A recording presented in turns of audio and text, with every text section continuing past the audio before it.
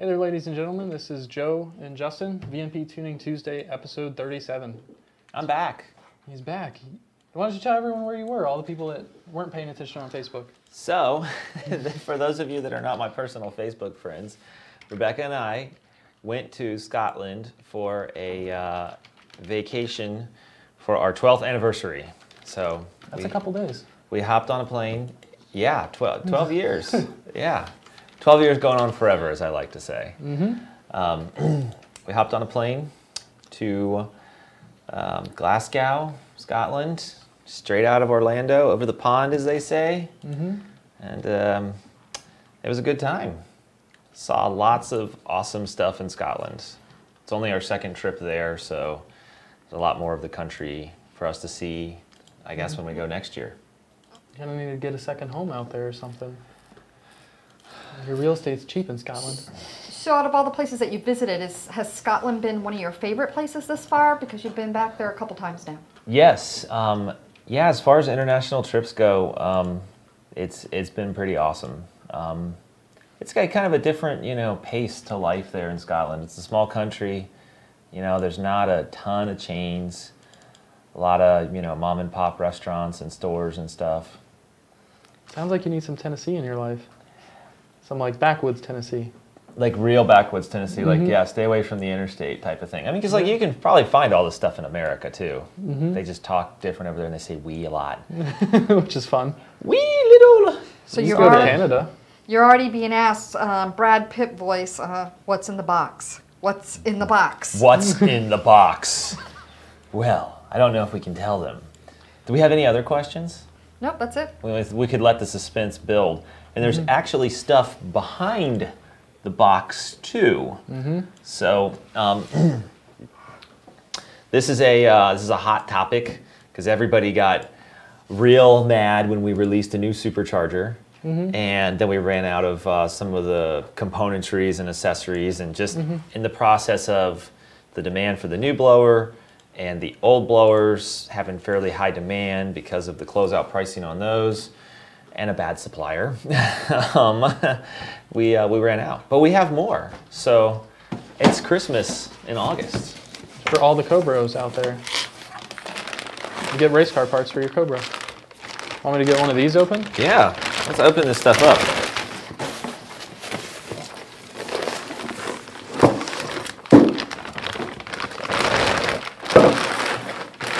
A little tennis ball boy comes rolling into the front of the screen, picking up boxes.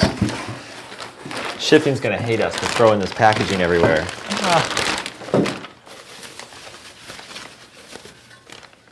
Oh, you've got the bifurcated elbow? Mm-hmm. Yes, bifurcated is a word. And then I've got the AccuFab style elbow, and then the big boy, the GT500, our GT500 bolt pattern single blade throttle body for the 03 Cobra. And if you're doing a Gen 3 and you want to make a lot of power, this is basically the one to get. That's the one you want. For the 2.3, if you're buying one of the 2.3s that's on sale through TPS Motorsports, then this or this is a healthy option. True story. But the Gen 3 really needs all the air you can give it, because it made 856 railroad horsepower on MMP's dyno. Through an auto. 4R70W, I think? Yeah, 4R70W as far as I'm aware. But I guess at the end of the day, the moral of the story is we have elbows in stock. We have them in a couple different varieties. If you want to make big power, you go here. If you're okay with medium power, you go here. If you really want to numb it down, go there. Yeah. And then we've got this fancy guy to talk about. So we've showed you, you've all seen the plastic version, rapid prototype version that was on Rick's car. We've got the real deal silicone version in here. And I think Chris has got a picture too of it test fitted on Rick's car out there in the shop. If you want to go ahead and bring that one up. So I think this will probably end up being one of the bigger cold airs for 0304 Cobra, specifically designed for those running our throttle body. And our throttle body is in stock location on the 0304 Cobra with our Gen 2 or Gen 3 TVS. Nice. So but throttle body's in stock location, of course, it's just much bigger. It uses a 5-inch opening. And there's never been a proper huge cold air, you know, commercially available for the 03 Cobra with our throttle body setup. So we wanted to make something that would just feed the need of the Gen 3. And it just goes right on, no adapter couplers or anything. It slides right on there. This tube is very rigid because it's got wire in it, so it's perfect for vacuum. And it's silicone, so it's flexible, so it fits in that tight 0304 Cobra engine bay. Doesn't scratch up your fancy strut tower or anything like that? Right. Nice. They kind of put the logo in the wrong place. This is only the first couple of them, so we're going to get them to move that. But and this is the 100mm MAF version. We're actually going to make a version that fits 120mm MAF to follow these. Nice. Yeah. Nice. But yeah. Is there any questions coming through about any of this stuff? Everybody's a little slow on questions today. I do have a couple, but there aren't a whole lot filtering in, a lot of highs. Joshua says, have a 14 with a Gen 2R Stage 3, Comcam's Twin 65. It made 640 to the wheel on 93 with an 82mm pulley. What do I need to do to make 700 on E85, or if it is possible on 93? I've seen, did he say manual or auto? He did not say. If it made 640 wheel, I'm going to assume it's manual. Yeah, it sounds like a manual car. If he wants to make 700 wheel, he could probably do that just with E85. If he wants to more of a guarantee that he's going to make 700 wheel, I would do a 79 or 75mm pulley on E85. But it shouldn't be hard. Yeah, I mean, it should, you know, we're E85 talking, should solve most of the problem there. And we're still talking, you know, mild tuning because it's a stock motor, right? Yeah. You know, so nothing crazy. And now he did ask about pump gas. Okay. And I know you're thinking about the car we did in Bowling Green one time. Victor Williams' car. Yeah. Didn't it make like near 700 on pump gas on? I want to say it was 680 on pump gas, and then it was like right over 7 on E85, and he had an 82mm pulley, I believe. Okay. And he had cams, you know, so it's kind of above average. Yeah, setup. I think this guy said that he had comp cams as Yeah. well. Yeah. So yeah, it shouldn't be a hard thing to do for you. I think so. I have a question that just came in that says, from Latirius, it says, what's the price range? I'm guessing he's talking about the price range of the elbows, possibly? Are we still doing that as a included with kit type of thing? Yeah. Instead of separate? It's pretty much, it's included with the Superchargers, and of course Gen 2 and the new Gen 3 2650 for the Terminator use the same elbow. Say if someone started with this, because they're a little low on funds right now, Right. what would it cost to go from a stock elbow to a GT500 elbow? So we sell the elbow for $299 by itself. Okay. You can always, you know, mix and match because they bolt on. Yeah.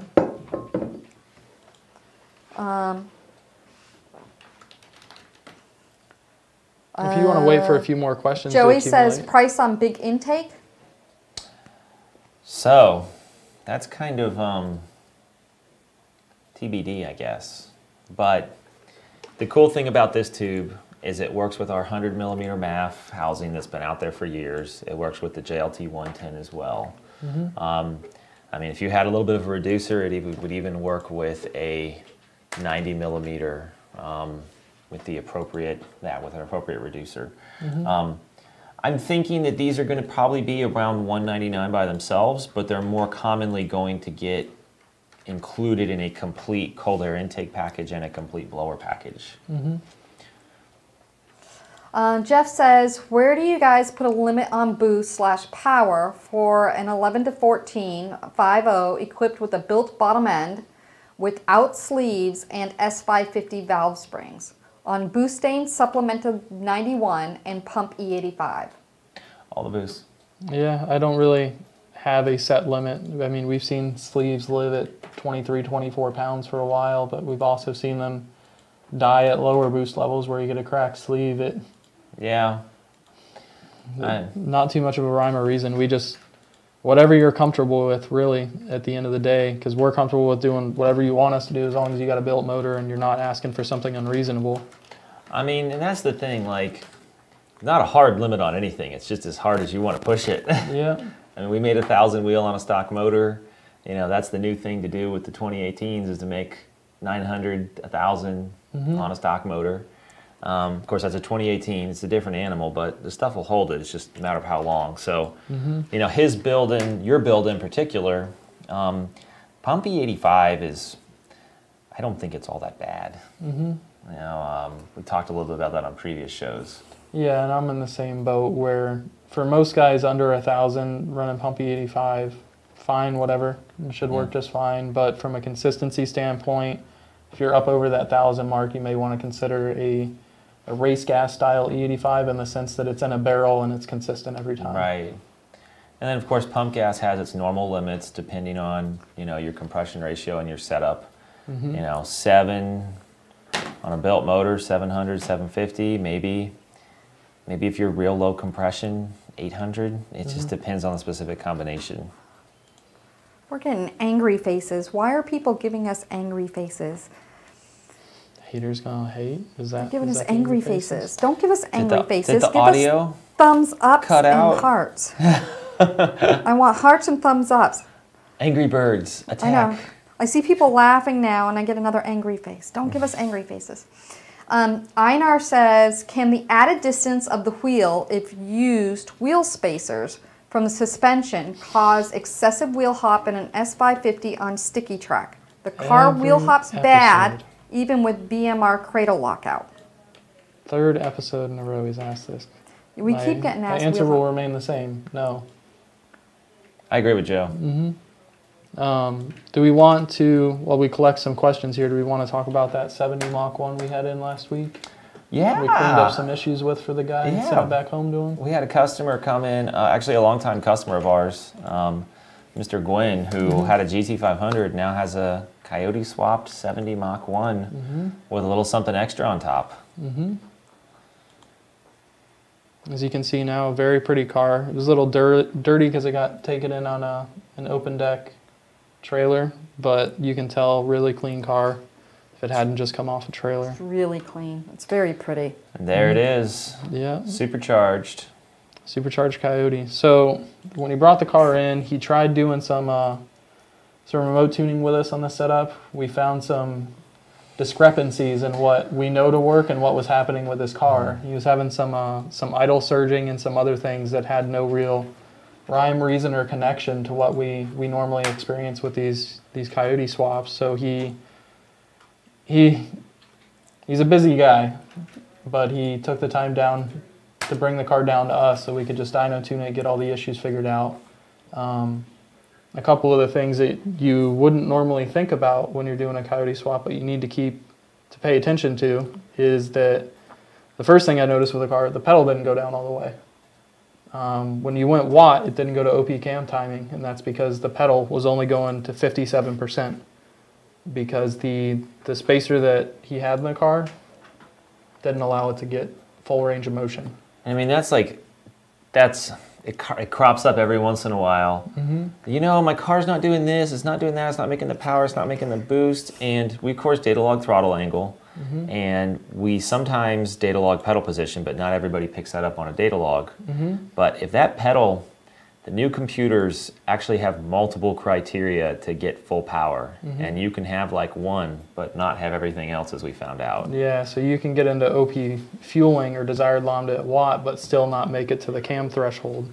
And you can have a big enough torque request that your throttle goes watt, but you know, other criteria, like Joe said, are not met. But what I think was the bigger issue for him was the cold air intake setup. Do you want to show the first cold air?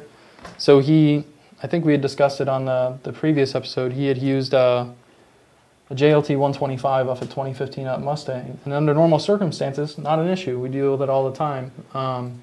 But with the way his engine bay was laid out, the engine cooling fans, when they kicked on, they were not a pulse width modulated fan. They were like off or full blast. And when they were on full blast, they blew air against the engine, and it kind of like deflected off the engine directly into the cold air and straight past the MAF.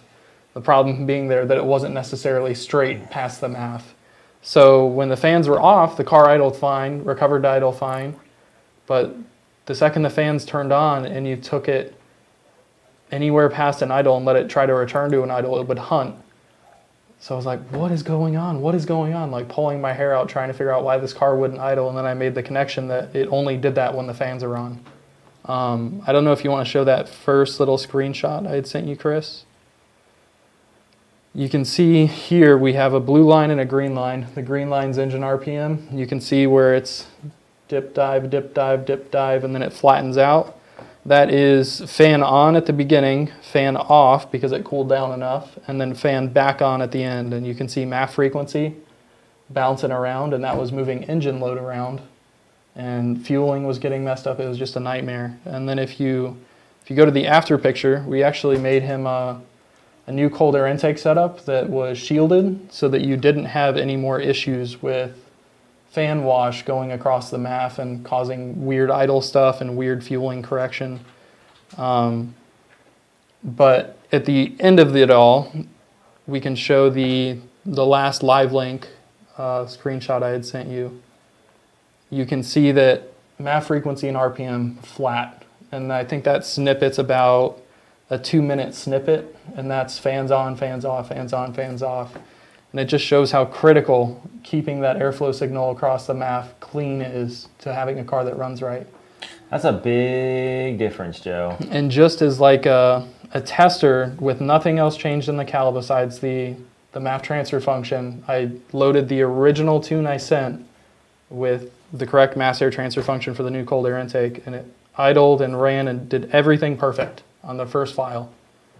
So our base tune was perfect. Our base tune was perfect. The thing we were trying to correct around was an issue with the cold air intake and the way the fans are washing across the filter. Not to mention the throttle issue. You know, a lot of these issues just wash out by having, you know, a qualified set of eyes work and look at the car and everything. I mean, I spent a lot of time with Daniel data logging and hearing his concerns and stuff and trying to figure that out. But especially when you have a new build like this, you know, at least if somebody buys a 2015 Mustang GT and puts our standard kit on there, it comes with, you know, everything goes here, we know how everything works, there's a heat shield, there's this, there's that. You significantly reduce the amount of variables you're working with, which is why we charge so much more for level X tuning, which we call our Coyote swap tuning, because there's usually issues like this, and we gotta work with the customer to hammer it out and then make sure that everything stays good going down the road. You know, I think people sometimes don't understand what goes into tuning, but 75% of the battle is just troubleshooting often. You know, the tuning is the easy part. We know how all that works. And, but if there's something that's throwing a wrench in the process, you have to fight through that. I don't know if you want to show the dyno graph I had sent you for that 70 Mach 1. It ended up making decent power too, and that was all in the base file. It was like 656 and like 570 torque. Not bad. Not bad at all, Joe. Not bad at all. Just a little 93 octane car. I wonder what those old Mach 1s weigh. I don't know. It felt decent on the street. I don't like the way the old chassis feel. Call me a snob, but I like S197, S550. They feel a lot better. Not to say that car felt bad, but you drive one of the older cars and you get in a newer one and you realize why you still drive a new one. Why, yeah. New cars, a lot of improvements. Nice car though, really nice car. Andrew says, I bought a VMP harness for the 18 manifold swap for my 16 GT. I have it all hooked back up, but the IMRCs are staying shut and not opening. Is there something in the tune that would need to be adjusted? Did he say who was tuning the car? He did not. It's Andrew Vincent. His name doesn't sound familiar to me, but... A couple things come to mind. You got to have the proper tune to swap the 18 manifold and have the IMRCs work. And I know exactly what issue he's having if it's not calibrated by us. There's a set of tables in the tune file that have to be adjusted, or the IMRCs will only open 3 times. So if you were to reset cam, restart the car, and get the IMRCs to move 3 times, so like aggressive part throttle or watt, they will move those first 3 times, and then it goes into like an IMRC fault mode where it assumes that the IMRCs are either stuck open or stuck closed. And if you don't have the tuning parameter set up properly for it, you'll run into that issue where your IMRCs default are going to open loop, and then they never open again. Yeah, I mean, that's because, yeah, just those tuning parameters are so far off until you adjust them. The other simple thing is there's a vacuum line on the front of the manifold that actually goes all the way through to the IMRCs in the back. If that's not connected to vacuum, they won't have the, the vacuum Vacuum canisters. assist. Yeah, won't open them. It was interesting. I was driving Track Attack. Andrew said a local tuner. Okay. Yeah. If you're absolutely positive you did everything right in the install, get with him and have him adjust the correct parameters for it. If not, if for whatever reason he can't get it fixed for you, or you just want to go to a different tuning option, we could tune it. I know that there's a few other tuners out there that know exactly what needs to be done for that manifold. So I guess hit us up if you can't get it figured out. Eric Brooks came on and said the IMRC sensor transfer function is different for the 18 manifold. It sure Hey, is. Eric. And there's And he says, so the voltage for open and closed will be different. yes, they will. When I was driving Track Attack home from my shop, from the old shop to this shop, it was interesting to watch the data and see how they transition open closed. There's definitely a little bit going on there. You sweep through the sensor position voltage, so which is neither here nor there. It just is. Yeah, in addition to what Eric was saying about the slopes and the offsets and stuff, there's another set of scalars or selectable parameters or non-selectable, but you have to define the parameters for, is the position at close, position at open stuff. Oh, right.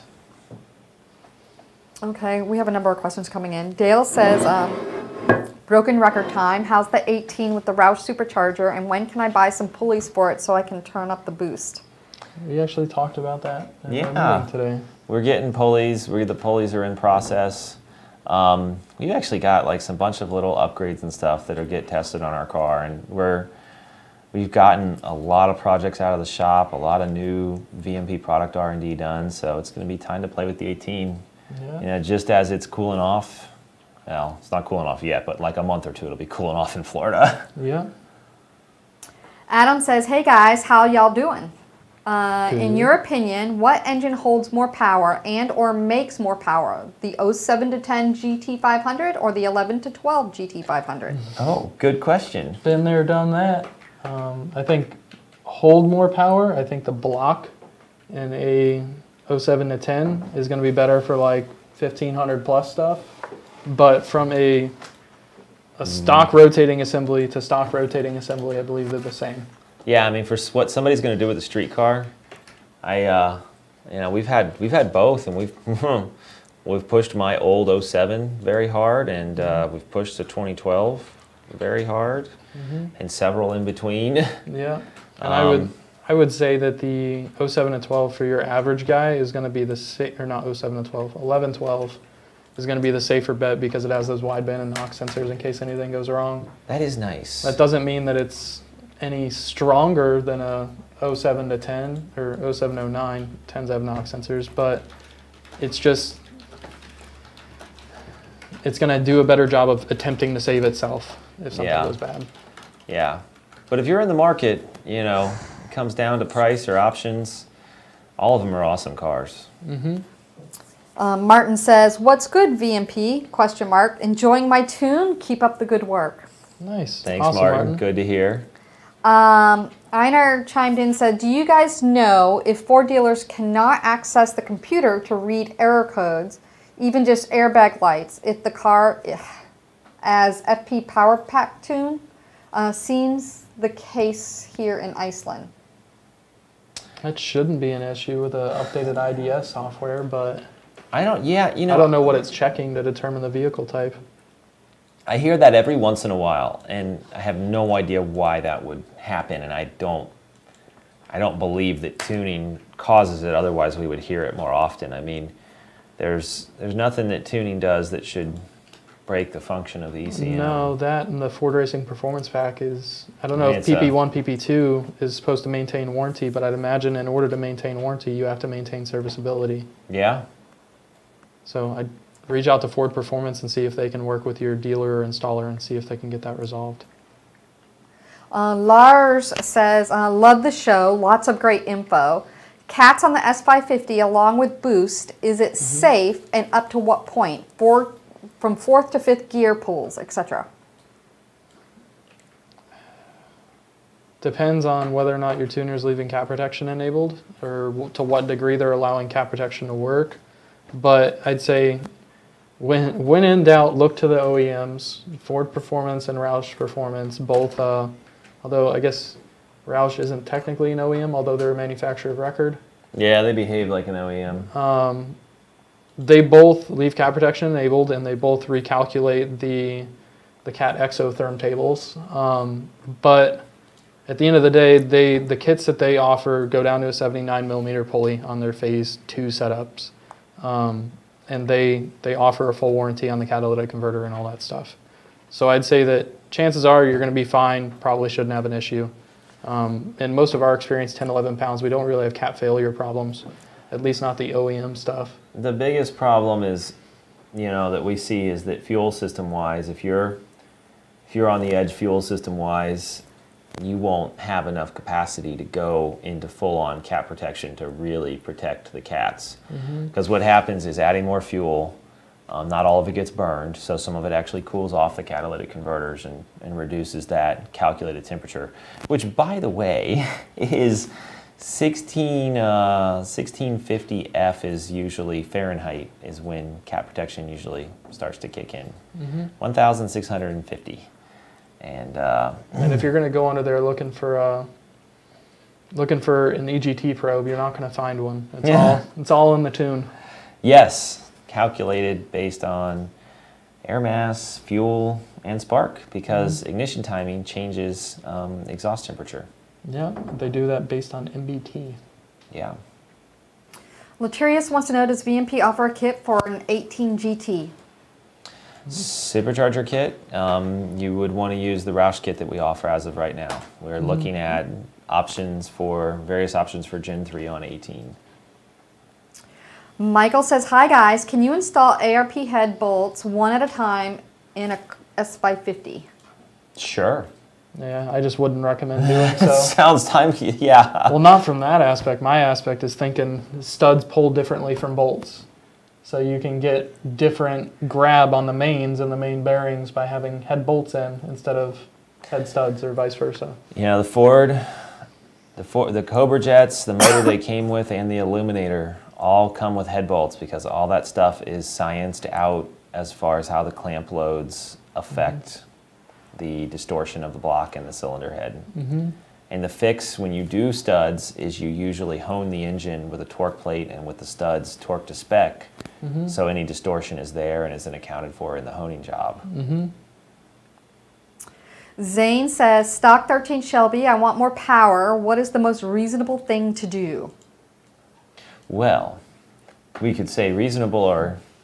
Well, is he saying reasonable from a difficulty standpoint or reasonable from a price standpoint? Because I would argue to say that the tune is significantly easier to do or reasonable to do, but it may be more expensive than a pulley or a resonator delete or something else. That's a good point. Well, I want to play devil's advocate. The crazy logic that is in the 1314 Shelby GT500 ECU does not allow you to make any more power without tuning it and opening up those limits. So even if you get a really cold night and you're like below sea level, that thing will be capped on power. You talking about like MCT load limit and stuff like that? Yeah, and they actually run on the ETC monitor at Watt because they never go into Watt mode in the electronic throttle control, so they're always monitoring torque calculation at Watt. Exactly. Makes sense. So the first time I pulleyed mine back in August of 2012, it started yanking throttle. Yeah, yanked the throttle right down. And it was amazing how accurate it was. It made the same number within 3 horsepower. Impressive. But as Joe was talking about, there's a bunch of small mods that make power on that engine because that engine is awesome. Being that it was a factory 2.3 TVS car, a smaller blower pulley We make the tool to change it out so you don't foobar anything, and then a larger throttle body, the Twin 67. That and a tune. I mean, we generally pick up 60 to 80 wheel on those cars. Kevin says, I have a 2012 RS3 on a 79 millimeter pulley, 56 pound injectors, twin 67 throttle body, making 622 to the wheel on our dyno. I just installed the VMP 100 octane tune. Any questions? No. Any idea how much horsepower I can expect? Also, how does the 100 octane compare to an E85 tune? More horsepower on E85 than the 100? I'd say, all good questions. I'd say slightly more horsepower on the E85 tune compared to the 100 octane tune, because we have to account for people doing silly stuff with a 100 octane tune, like putting their octane additive or their race gas in, and then as they leave the gas station doing rolling burnouts with the tune update for 100 octane and still having 93 in the rails. Before the fuel mixes in, yeah. Yep. But if you're on a, you said 79 millimeter pulley on a 12, made 620 before, he's probably going to be 640, 650, 660 now on the 100 octane tune. But at the end of the day, it kind of depends on how good your 100 octane is or how happy the NOx sensors are with the fuel that you have in the tank. Yeah, I was just going to say that, you know, E85 brings a cooling effect that is not present in regular gasoline regardless of how high your octane is. Mm-hmm. And that makes more power in itself. Yeah. Hunter wants to know about a kit for the O2 Lightning. No kit for the O2 Lightning. We have you can run a Cobra pulley setup. We make the quick change hub and stuff. Yeah. And you can pick up an SCT device, but we don't make a dedicated kit or package for the Lightnings. A lot of the Lightning people do GT500 blowers because there's some adapter plates out there that allow you to use the GT500 blow pattern on a Lightning, and then you can have your choice of a stock wee little M122 or a 2.3 or our new 2.65 VMP. True story. John Hartman says, hey guys. Hi John. Hey John. Tim says, hey guys, working right now with Mike to get my tune squared away, 03 Cobra. He suggested a wide band to be more accurate. Which do you guys prefer? We sell a lot of those AEM wide bands. Yeah. But there's a lot of wide bands out there. I'd say as long as you have it calibrated properly, if it's one that needs calibrated, you can expect it to be decently accurate for end user stuff. Yeah, I mean, we sell the AEM just because it's convenient, but there's a bunch of consumer grade wide bands in that $300 to $400 price point. For those that are late to the show, we're being asked again, what's up with the elbows, Gen 1, 2, and 3? No, that's a stock-like bolt pattern, so this would take like a stock or BBK or a... Stock or BBK for an 03 Cobra. I was trying to think if anyone else made a twin bore for those. Oh, you know who used to be really popular? And not relevant to this elbow, but relevant to this one. Billet Flow. Yeah. It used to be real popular. It was Billet Flow, LFP, and AccuFab. AccuFab, that's this style. And the big difference here is the slot for the idle air. And then, of course, stock style uses a round hole just because of some little, I guess, where do you put the air through? Yeah, and then this is the GT500 elbow over here. The big one. And all of these bolt onto all 3 versions of our Superchargers, Gen 1, Gen 2, and Gen 3. Yeah, for the Terminator, yeah. Yep. Robert says, what gap would you suggest for brisk plugs on a 17 Roush Phase 2 GT? Speaking of plugs, like, share, and subscribe. Like, share, and subscribe. And smiley faces. Took me a minute to get that, Joe. What did he say the car was? I got distracted by plugs. I'm like, wait, we got to plug the show. 17 Roush Phase 2 GT. You'd want to run about 28 thousandths on that car. Now, if you say you gapped them to like 30 thousandths, should you run out to your car over your lunch break and re-gap them to 28? No, if they're at a stock Mustang GT gap of like 45 to 42, then absolutely run back out to your car and go gap them because you'll probably have a bad time at Watt. Don't call us and say my car's detonating at Watt. Yeah, exactly. Until you regap your plugs, and then we want to talk. Yeah, exactly. Philip says 4.6 liter 4-valve twin turbo putting on a 6R80. Realized I can run a Coyote PCM for ECU/TCU. Will that make tuning a ton more difficult? I know somebody who wanted to do that once upon a time. Yeah, and I never did, and now Lund's doing it. Good for them, man. I wanted to do it, but I just never did. Yes, it will make tuning a ton more difficult. If you were just using a stock ECU, that's been done 1,000 times. Maybe not 1,000, I haven't kept track. But a lot of people have done that. It's super simple for a qualified tuner to do a 6R80 and get it running right on your twin turbo setup. You're going to have to know someone that's good with 5-liter ECUs, and it's going to take quite a bit of time. So you got some different sensor inputs, and you know, at the end of the day, it's just an engine, or at least it's a Ford engine, but you got to look at firing order, sensor inputs. Injectors are essentially the same style, so that's not a big deal. They're both mass air. You got to shut off VCT in the 5-liter ECU. Oh yeah, VCT. Yeah, variable cam timing. No 5-liter ECU. No Voodoo Stars magic cams. You got to make it happy with the 4.6 cam pickup. Yep. Tell it to ignore all the camshaft position sensors that it's normally looking at, and then you've got to design a drive-by-wire setup that drives decent. Yeah, you gotta. Either you gotta make up torque tables or you gotta map out all the torque tables. There's something else I was thinking of. Oh, widebands on a twin turbo setup. Yeah, you gotta put those downstream of the turbos.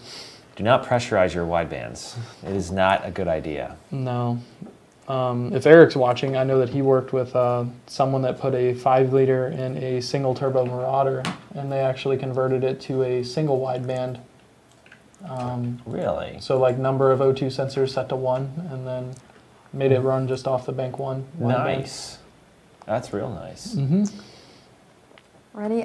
Taylor says an 07 GT500 going full lean under partial throttle only. Idle and watt, not issues. Cannot find vacuum leak or exhaust leak. Came out of nowhere. Any ideas? What cold air's on it? Yeah. I'm curious what he means by full lean. That's like, what do you, 2.0 lambda? You know, and that's, and if you get that lean, you just start misfiring and you don't really go anywhere. Well, no, I'm thinking if he's going full measured AFR or lambda 2.0, it's not even going to run. Yeah, it's just going to stall out. Like if it's like 1.15 lambda, then absolutely you're going to get some weird misfire stuff going on. But to us, full lean is 2.0, straight up injector shut off type stuff. Have you seen the clutch protection or anything like that do anything where it straight up shuts off the injectors? 07 to 09 GT500 were pretty simple animals. You know, that's before they had stability control. They had basic traction control. They didn't have clutch protection. You know, the couple things that come to mind, first of all, let's make sure that he's not interpreting the data wrong. You can be making a couple pounds of boost at part throttle and still be running stoic. Like, that's okay. That's keeps your car from getting like single-digit gas mileage when you drive aggressively around town. True story. But other than that, you know, if it's got fuel at Watt, it's hard to say without looking at a data log and seeing what's going on. He said going 18 on AEM breaks up and then fuel comes in. No fuel pressure issues either. That could be, I mean, is it completely stock? Would be my question. And anything a car also a JLT 123. JLT 123. I want to make sure it's tuned correctly for the JLT. Yeah, and that it's not tuned for like a JLT 110. Or I think that would be rich then. Yeah, I'd theoretically make it rich. That he's not tuned for like a 148 or something silly like that, or that even that whoever tuned it, whether it's us or someone else, that it doesn't need tweaked based on data logs because he has like some type of outlier JLT 123 that's 10% lean. Yeah, that would do it. Bubba Blue, he's a regular of ours, says to go E85 on my 12 GT, what all needs to be done? I know you need injectors and boost, a pump, but do I need new fuel lines? Local Mustang bros told me I do, and I've heard different. I want to go through VMP to get my work done. What Houston area shops work with VMP? So a couple questions there. Do you ever get Manuel on board? I don't know. Gomez?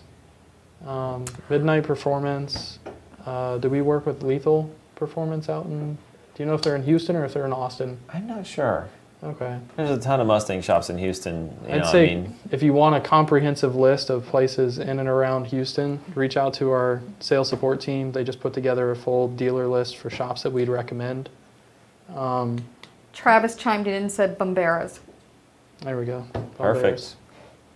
And as far as the fuel system, like there's some kits that use the stock line as a return and some little stuff like that, but ideally just a dual pump system, new lines, just, keep plenty of fuel flowing to that engine. The gentleman who was talking before about it going full lean says he's got a Gen 1 TVS twin 67 on 72-pound injectors. How much you want to bet in this injector data? Yeah, that's an old setup. That was back when we were, drilling injectors out and using them, and that was, we stopped using those 72s probably by 2010 or 2011. So I'm thinking he maybe picked up the setup he used off someone and then got it tuned through someone that doesn't know what's going on with those 72s. So everybody says, oh, an injector, just tune for it. Well, there's a high slope, there's a low slope, there's offsets. Breakpoint, the pressure modifiers, the voltage offset, then the fuel temperature offsets, which aren't used all the time. Sometimes they are. But basically, you can get into a situation where it learns a fuel correction at idle, but the transient, especially aggressive throttle, is such a quick transient it never learns, and the tune just could be all over the place. And you'll see some of that come out in data logs, and then proper advice on the setup and everything. It kind of brings it all together. So yeah, whoever you're working with, data log. If it's us, data log. If it's not us, still data log.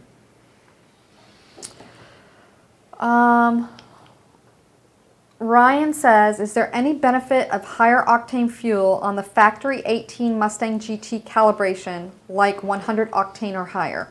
There's definitely wiggle room in that cal stock. If you're, I'd say more octane's never a bad thing as long as it's the right stoic point. Especially on a 12-to-1 motor. It's possible if you splashed it with a little 100 that it might run, a couple degrees more timing added via the knock sensor. Which you can check via the octane adjust ratio. Yes. Dotton says, hey guys, how long does it normally take to get tunes from you guys? The 93 tune and E85. Oh, so that's a good question in line with what we were talking about earlier. Yeah. So you place an order on our website or you call into our sales and support department, and we want to make sure we get all the info to build your tune. That's the first thing on the initial order. Yeah.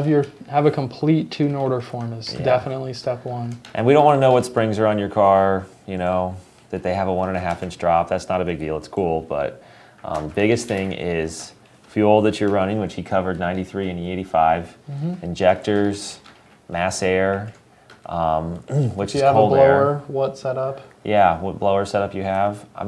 We're able to do this remote tuning because Mustangs are complicated, but they're not that complicated. Everybody's, it's like a puzzle. You just put it together and then you build the tune for it. Exactly. At the end of the day, if you make sure that you have a comprehensive and intelligently written modification list for your car, we can get you a tune pretty quickly. I think turnaround right now on new tunes is 7 to 10 business days. Data logs, we're trying to get under 7 business days. There's a few outliers that I'm still trying to get pushed out. Some stuff that's still assigned to people that aren't here, and stuff that people that were here still need figured out. So we're working on the data log side of things. The new tune update stuff is generally 7 to 10 business days.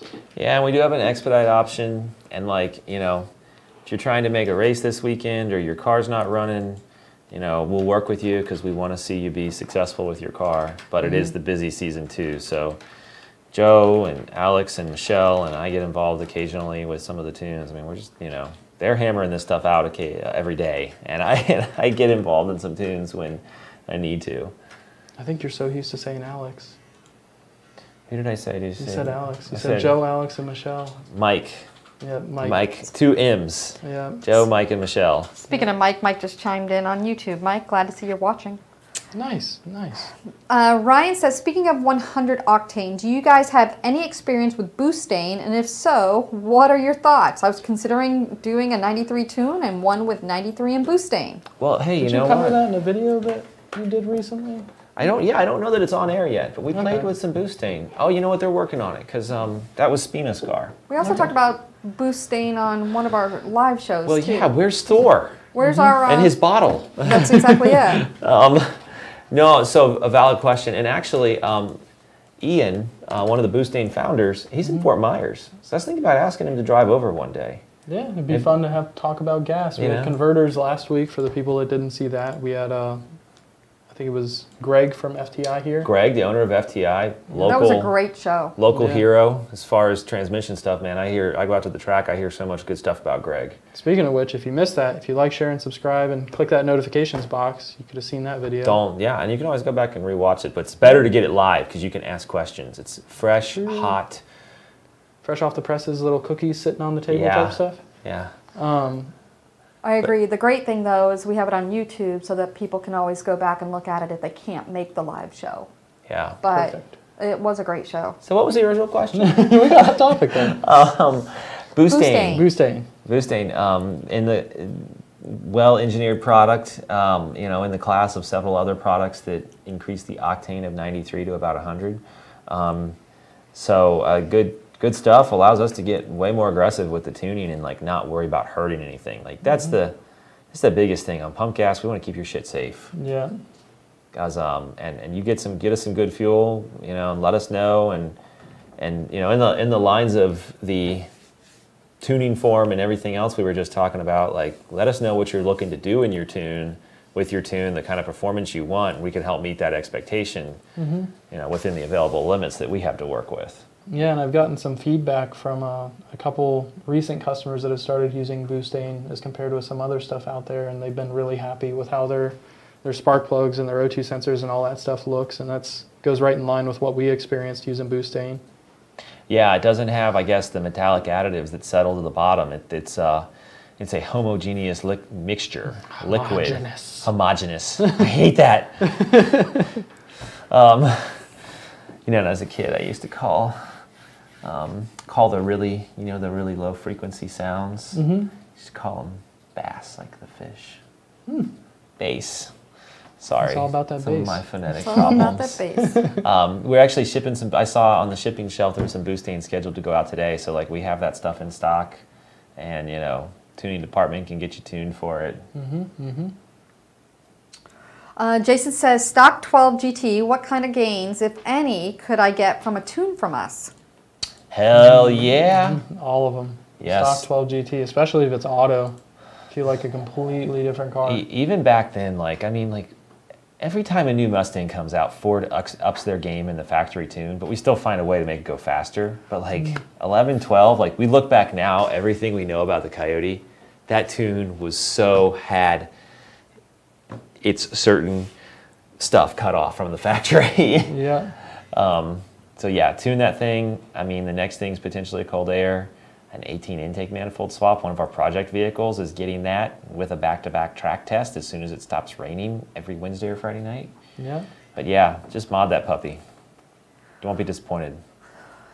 Wiley Coyote says, so cap protection can be activated due to hot lap cars in summertime on drag strip. Does cap protection rob power? Thanks. It has the potential to. A car, I guess it kind of depends on how it's calibrated. I see sometimes you get cars that make more power and cap protection than they do outside of it just because of the available fuel and the available knock tolerance at 70 lambda as compared with 82. So generally you've chased the fuel enrichment with more timing generally, but that doesn't necessarily mean you'll make more power or less power. I'd say that more so the case about 80% of the time you're down a little bit power-wise, being in cap protection. But not much. Yeah, but you're also consuming more fuel. So you know your gas mileage might be like 17 instead of 18. When you're hot lapping your car at the drag strip. Exactly. I mean, that's your main concern when you're out at the drag strip is fuel. On a serious note, on a drag strip run, usually cap protection is kicking in by like 4th gear. Yeah. You know, most dyno pulls that we do, they're so quick, especially on a power outer car, that you don't get into cap protection, but definitely on a drag strip. Mm-hmm. Okay, so there's a bunch of questions coming in still, but a couple people are asking about the 18 manifold and the manifold shootout. The manifold if there's any spoilers out there, anything you're willing to share. Spoilers. Oh man, I could talk about intake manifolds for days. I mean, 22 pulls on the dyno, so much data. Data it's not all that exciting. No, I mean, it is, it is exciting, but I guess the spoiler is there's more similarities than differences. It's really about what you want your car to look like. I'll tell you, the old school stuff is old news. You know, there's stuff out there that looks cool, but it was designed, you know, you want to 5 give a years little ago now. Teaser of which manifolds we tested so they know what to look forward to seeing in there? We tested 2018, which is the new kid on the block.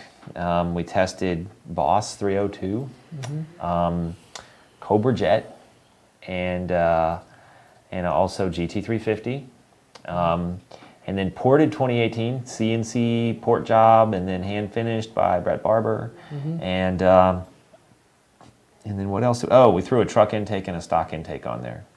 So I like things like area under the curve, cost, and ultimate performance. But it's pretty cool that there's so many options for a naturally aspirated Coyote. It's a magical thing. Yeah. On that same note, Bubba Blue also says, now that you mention it, what are your honest opinions about the 18? He's considering it for his 2012 GT. Why not? We've got them in stock. We've got the adapter harnesses, which and we've got the, well, sorry, for 2012, you're going to do lockouts because there's no charge motion valves. No IMRCs on those guys. Yeah. Just pop that sucker on there. John says, with the Gen 3 install at your shop, does it include a dyno pull or just a box tune? A box tune. Oh, hey. Get one of those boxes up here. Get one of those boxes. There's a tune in that box? Joe, I want you to put the tune in the box. Well, I gotta open it again now. Whisper the tune in through the slit. Through the little, I'm not sure that's safe for TV. That's safe for TV. Box tune. What's the deal again on the tunes? So is he talking about the vacation getaway package thing that we're doing here? I'm guessing. That would be my guess. He didn't explicitly say that, but that's what I would guess. So we got the budget package. And then we got the intermediate package, and then we got the top shelf package. I assume top shelf package is dyno tune, and then not dyno tune, not box tune. And would that be like our stage 3 kit, or did we tier it up based on stage and package? So we got a budget option for the people that are balling on a budget. That's stage 1, and that's a box tune. Okay. And Bubba's laughing. He says, quote, "It's my tune in a box." Thanks so much for answering my questions. Have a great day, guys. But wait, we're not done yet. The man in the box from Alex in Chains. Stage 2 and stage 3 come with dyno tunes. Okay. So, and I'll tell you, you know what? Like, we'll sneak. I'm sure if you asked, it would sneak a dyno pull in there because we want you to see what your car makes with the VMP stuff. That doesn't mean we'll dyno tune it on stage 1. We'll sneak a pull in there. We'll make sure everything looks good in a dyno pull. And we'll make sure it's safe before it leaves here. Yep. Anthony says, question regarding tuning these Coyotes with a power adder on the street with SCT, PRP versus having access to a dyno. Is the biggest issue going to be dialing in the torque tables without access to a dyno? Depends on what power adder you're tuning for and whether or not that really matters. Well, and if you had a dyno, I don't know that you'd dialing in the torque tables is a lot. Yeah, especially if you're new to the game, you'll have a lot of fun with that. Like you'll be locked in a dyno cell for quite a while. Yeah, and that you have to have a very good understanding of how it all works before you even go into that, expecting an intuitive result. But if you're trying to do a PD blower, and it's your first time really tuning a 15 to 17, I would not attempt doing it yourself. You're probably going to have a really bad time. If it's a Century car, you're only going to have slightly less bad of a time. And if it's a turbo car, it's so weird to say, but turbo cars are so simple. Yeah, it'll make boost till you go watt and the monitor's turned off and you just let that stuff fly. Yeah, yeah. But yeah, at the end of the day, if it's going to be a PD blower car, I would not attempt tuning it yourself unless you have a very good understanding of how it all works before you even get started.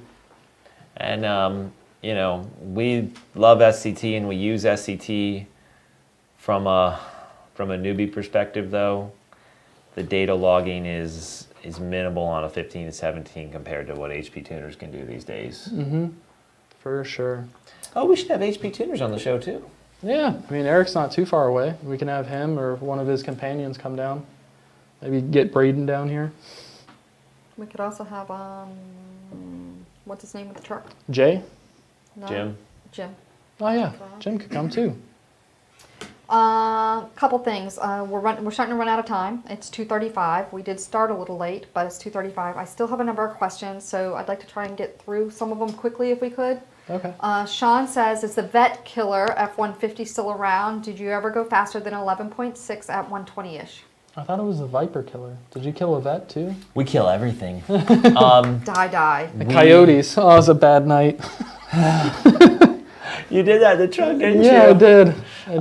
It's still around. It has gone faster. It's potentially going to go on drag week. We are looking at doing drag week. We're still working out those details right now, but that's a possibility. So there would be lots of people being laid waste to. Mm-hmm. And I would have the opportunity to race Cletus. Oh man. Yes. GT500 versus truck? Or not GT500, GT500 Crown Vic versus truck. Yeah. Kevin Markhand says Eric will only come if beer is available. Oh man, we've got those memories of the meth lab in Georgia. Facebook user says beer is only for the Thursday show. Hey. Chocolate milk only here? I could be down with that. Chocolate milk only. Oh yeah. man. Starbucks. I don't know why it shows up just as Facebook user. That's the first I've seen that. So Mustang Jeff says 08 GT500 ported Trinity 2.4 upper, 10% lower, 93 with octanium. Currently running TR6 plugs, gapped at 0.03. Best choice for plugs, the TR6 or change to BR7. BR7 yeah. or Brisks. TR6 is actually a hotter than stock plug for a GT500. That's like leftover from the Cobra days. Mm-hmm. So, I mean, like, you're probably not hurting anything, but if you're going to change the plug, at least run something colder. Exactly that, and that's a lot of boost for 93 with octanium. I think he said 2.4 and a 10%. Oh, shit. I'm surprised he doesn't have spark blow out at 30 thou. Yeah. Yeah. And we used to do all that stuff back in the day. Although that's low compression stuff. I'm thinking Coyote. Yeah. A Coyote with that level of boost would be way past spark blowout. Yeah. Martin says 13 GT manual with Gen 2 VMP Supercharger with 93 tune. Mm-hmm. What would be the max horsepower to rear wheels? And would Gen 1 Supercharger be close to horsepower as Gen 2?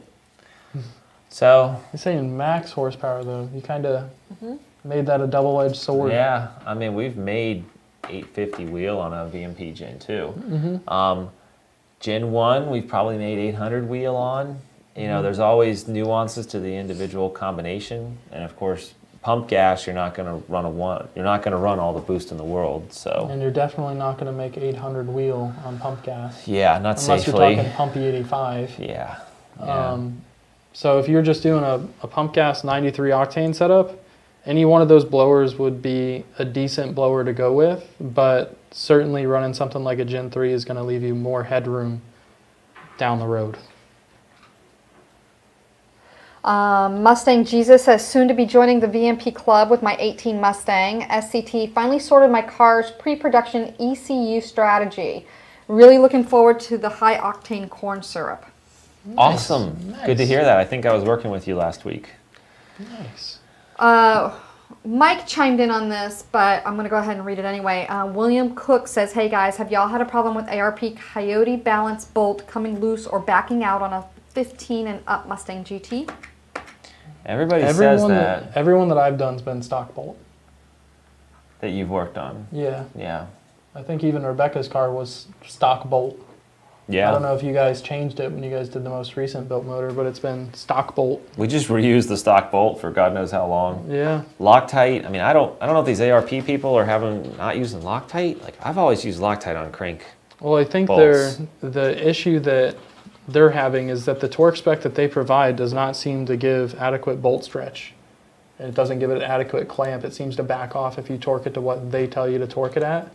I think Kelly and some other people were saying to torque it at like 105 or 110 pound-feet instead of like the 90 that it calls for.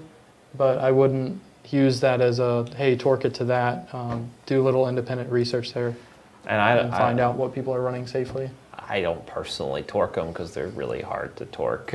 Yeah, you almost have to have like a flywheel holding tool. Yeah, if it's an automatic, you got to wedge a screwdriver in the flywheel. And most of your experience with it has been with Rebecca's automatic. Yeah. We should make a tool for that. We make that other tool. If any dealers or people that swap fuel a lot are watching, we have a handy dandy little plug and play fuel pump jumper. Philip says, after hearing all the difficulties involved, 4.6 with 5 PCM, 5.0 PCM, would you say that the easiest, best way to do it sounded like you guys had seen bad things with independent 6R80 controllers? Yeah, I'd say that's definitely the best bet to go with in terms of controlling a 6R80. Just be prepared to spend a lot of money to have someone do it right. Slab Shack, hey Slab Shack, haven't seen you in a while. How's it going, man? Says, how long do you keep a data log, and would you recommend starting from scratch after someone changes certain parts or find lingering issues? How long do we keep a data log, or how long do we keep it tuned? Says data log. Okay. A long time. We are, or at least I am, storing all data logs in customers' folders so that if we ever have an issue where the setup goes from 1.0 short terms to 1.35 short terms, I can look back a year ago and be like, hey, a year ago this was fine. What happened? What did you change? Yeah. But in reference to customers changing setups, if you drastically change your setup, we're still going to use the tune file that was previously in your car as a base, but we're going to modify it for all the things that you've changed.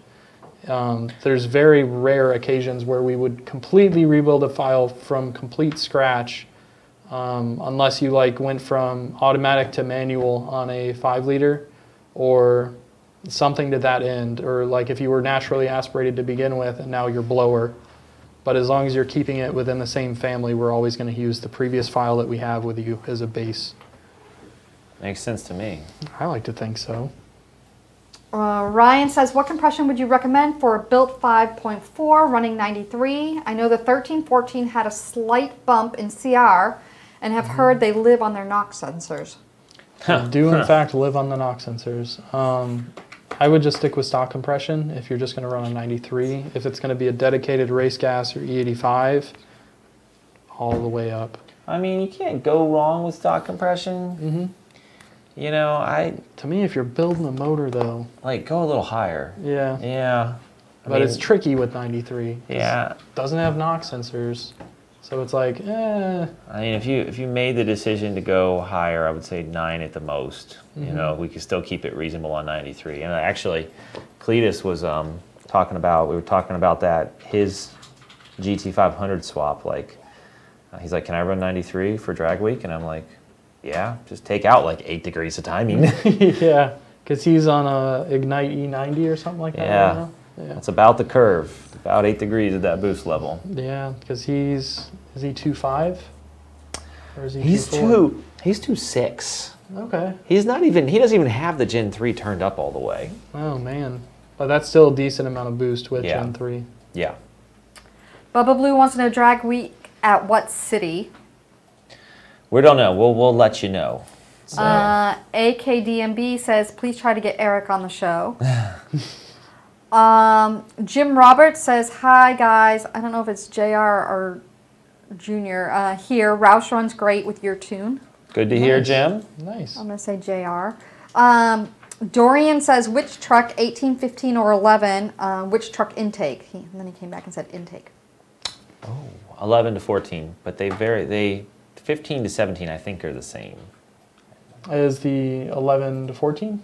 I think so. IMRCs? Different, but supposedly a little bit better. Supposedly a little better, okay. IMRCs. And then 18 is supposed to be pretty different. Okay. Yeah, we haven't seen an 18 truck intake. Bully. Oh, yeah. More recently, Bully, but I think he took his intake. He took his stock stuff. Yep, yep. Nicholas George says, love the show and love my tune. I was worried when you were late to go live that there was no show today.